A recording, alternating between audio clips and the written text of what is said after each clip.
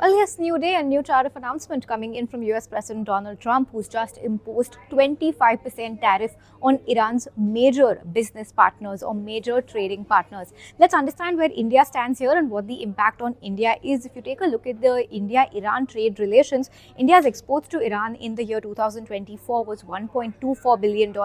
India's total imports just at $0.44 billion, taking the total bilateral trade between India and Iran at just $1.68 billion, which interestingly is a degrowth of 9% on a year-on-year basis. But that is exactly what India's trading trend with Iran has been. We did trade with Iran worth $17 billion in 2019, which has fallen all the way to just $1.68 billion as per the latest figures that we have from the Ministry of Commerce. Just to understand for context, India's major exports to Iran include categories like basmati rice, tea, sugar, fresh fruits, drugs and pharmaceutical products.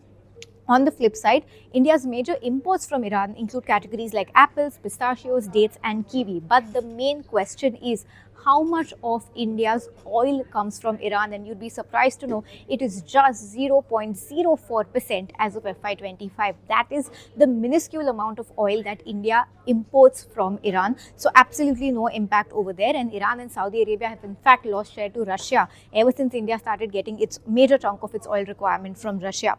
Now, Trump's tariff impact on India, if this is true, comes down to be very minimal. This tariff is mostly aimed towards China because China is Iran's biggest oil buyer. China's share in Iran's oil exports is 89%, so that's a very significant chunk.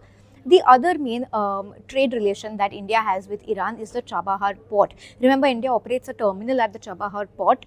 The US has granted India a 6-month exemption from sanctions at the Chabahar port, effective from October 29 last year. So we are still in that sanction period. So all eyes are going to be on if there is any impact here at all. But as of now, talking about India's trade relation with Iran and the amount of oil we get, very minimal impact.